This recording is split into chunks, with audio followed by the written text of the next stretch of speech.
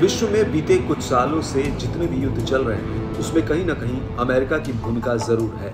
America वैसे भी ताकतवर देश माना जाता है, लेकिन बीते कुछ सालों में पावर शिफ्टिंग को लेकर चल रही खींचतान में अमेरिका पिछड़ता दिख रहा है और चीन, रूस और भारत नई महाशक्ति के रूप में उभरते हुए दिख रहे हैं। चल रहे युद्ध इसी पावर शिफ्ट से जुड़े हुए हैं। एक तरफ रूस यूक्रेन युद्ध है, दूसरी तरफ इजराइल और गाजा युद्ध है। इन दोनों ही युद्ध में अमेरिका शामिल है, एक में यूक्रेन की तरफ से तो दूसरे में इजराइल की तरफ से। इनमें से अमेरिका जिन देशों और समूहों के खिलाफ है, कहीं ना कहीं उसके साथ रूस और चीन है, और अमेरिका जिन देशों को सपोर्ट कर रहा है, युद्ध में उनकी हालत बहुत अच्छी नहीं है। इससे अमेरिका के सबसे ताकतवर देश होने के अहम को सीधी चोट पहुंच रही है।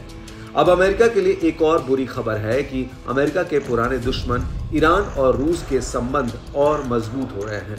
पिछले हफ्ते रूस की सुरक्षा परिषद के सचिव और पूर्व रक्षा मंत्री सर्गेई शोइगु जब ईरान में थे, तब रिपोर्ट सामने आई कि रूस ने ईरान को Iskander short range ballistic missile system और Murmansk BN electronic war system दिया है।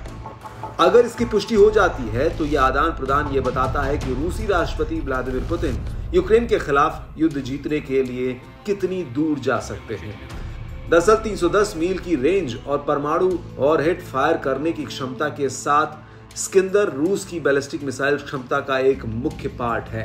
इधर ईरान भी रूस से सुखोई Su-35 लेने की तैयारी में है। ईरान रूस से काफी कुछ खरीदने की तैयारी में है। रूस और ईरान के इस लगाव से मिडिल ईस्ट में अमेरिकी हितों और उनके सहयोगियों के लिए खतरा बढ़ रहा है।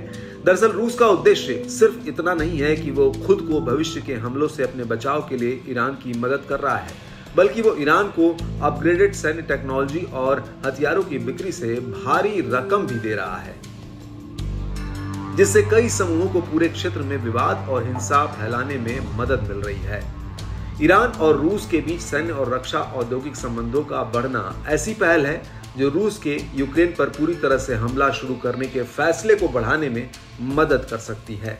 दोनों देशों की इस करीबी से दोनों को ही सैन्य स्तर पर काफी फायदा होगा, क्योंकि बीते कुछ सालों में ईरान भी हथियारों की टेक्नोलॉजी के मामले में काफी आगे हुआ है।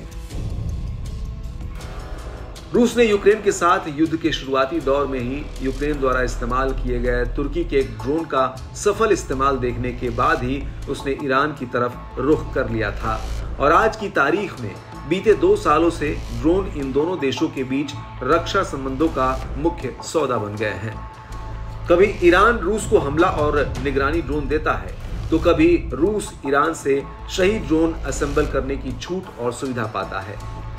अगर ऐसे ही इन दोनों देशों के संबंध मधुर रहे और इनका दायरा अन्य अमेरिका के खिलाफ देशों तक पहुंचता गया, तो फिर अमेरिका के लिए रूस को दबा पाना मुश्किल होगा।